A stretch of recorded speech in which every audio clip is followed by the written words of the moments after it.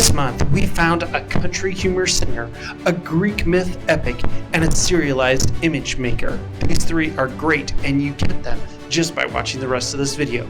Craving laughter, epic stories, and mind-blowing visuals, we got you covered. Discover these three hidden gems you need to know about. So the very first one we have is the King Teen, a designated and self-proclaimed song maker-upper and a pretty darn good guitarist. Here's a sample now.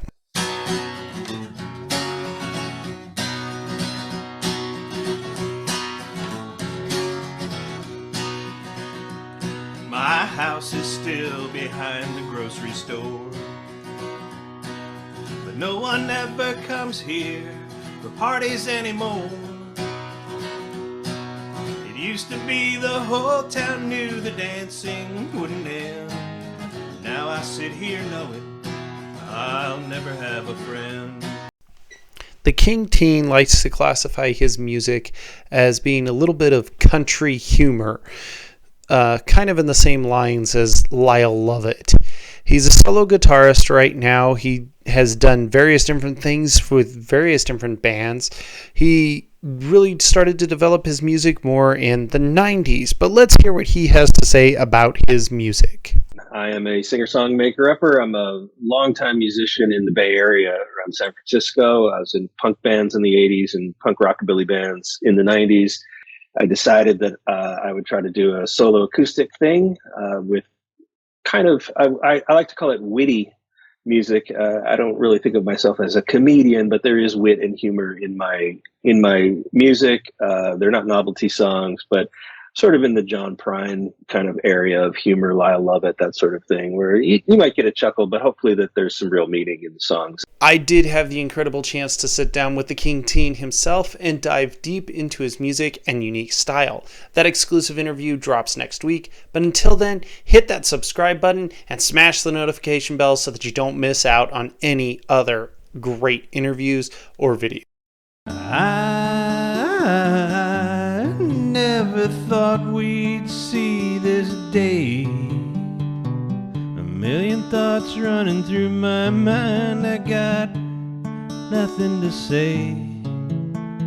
So we've reached the end. My heart might never mend. It hurts to say goodbye. Dead Mom.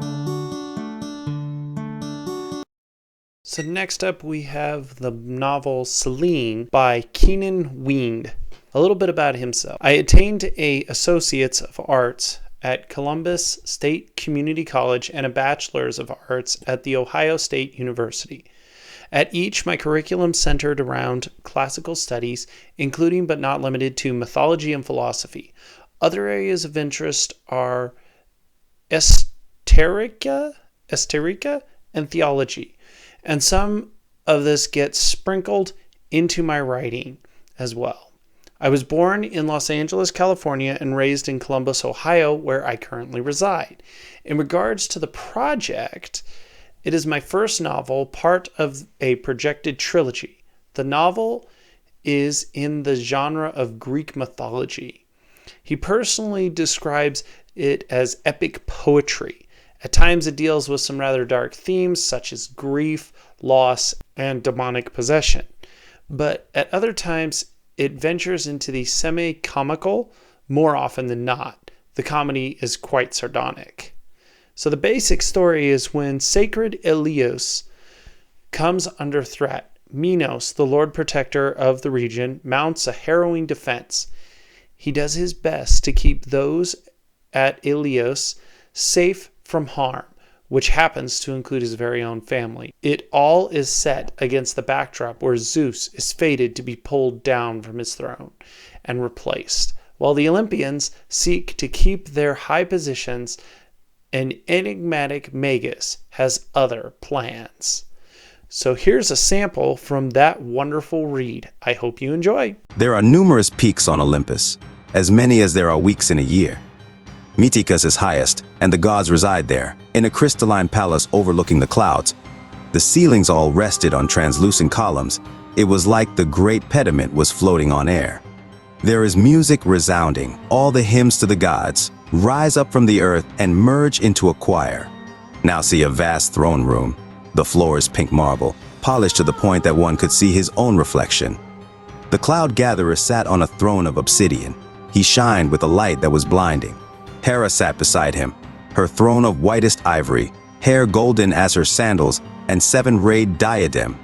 10 couches wrought of highly burnished silver, with wine-dark upholstery, fanned out from the thrones, forming an inward-facing circle.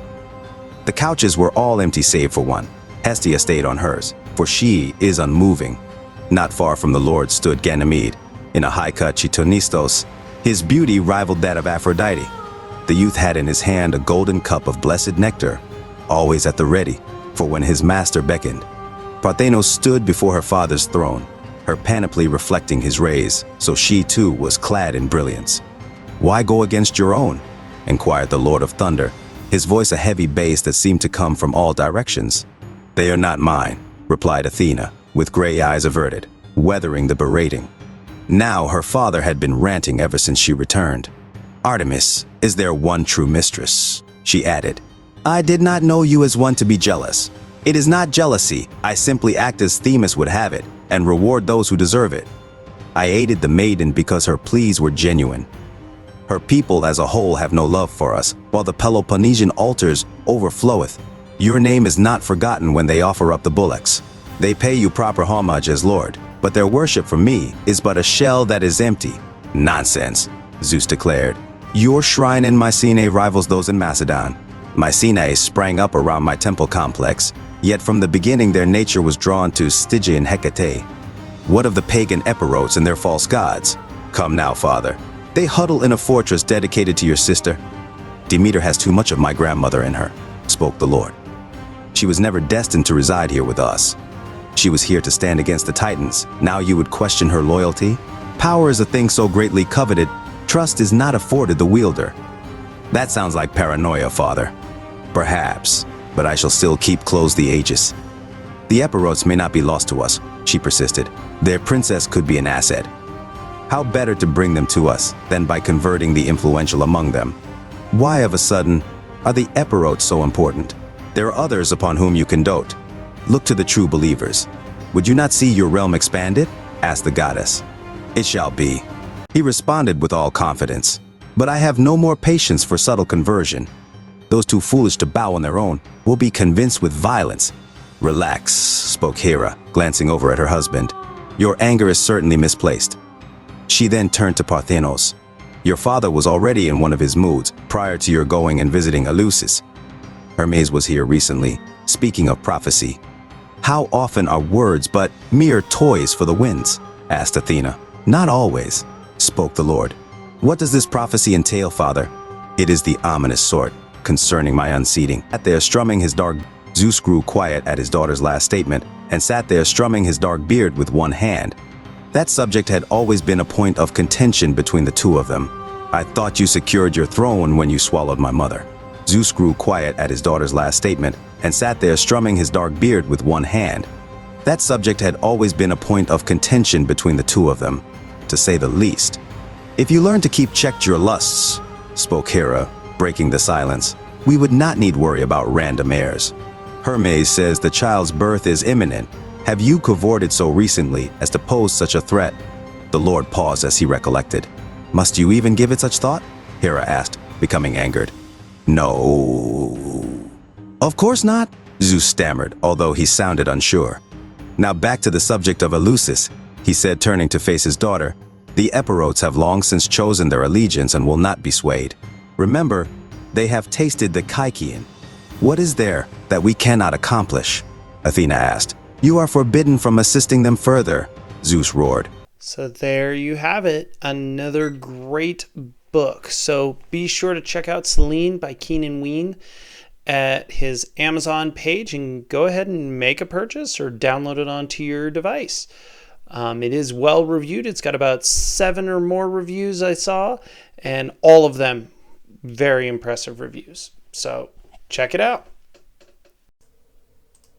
And finally, we've got Shlepzig.Comics. Not sure if I'm saying that right.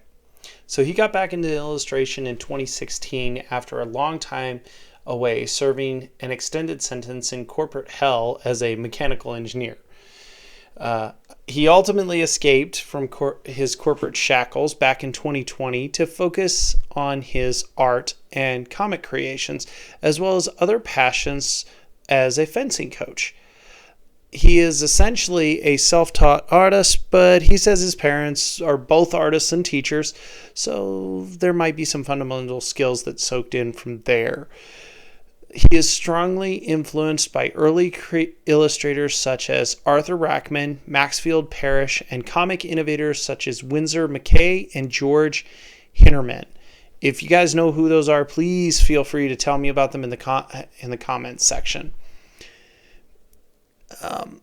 So his love of comics was stoked in the 80s by masters from The Studio, Mike Colautti, Barry Windsor Smith, and Bernie Wrightson, and later by the impressionistic mastery of artists such as Bill Swinensky's, and I'm sure I said that one wrong, Jamie Hewlett, and Ashley Wood. He has released an anthology of short works from 2020 to 2021. Shlepzig Collection Number 1 and 24-Hour Comic Red have several sketchbooks out and many more projects in the work. So he posts regularly on Facebook and Instagram, so if you're really interested, I've included the links down below, so feel free to check those out. And finally, folks, I want to thank you all for watching and listening to this wonderful production. I hope you all enjoyed, and I hope you can go and support these artists, because that's really what the Fable is all about, is supporting these artists and helping them to find more of their audience and the group of people who really appreciate the hard work that they put in. So, as always, remember to be your own Fable.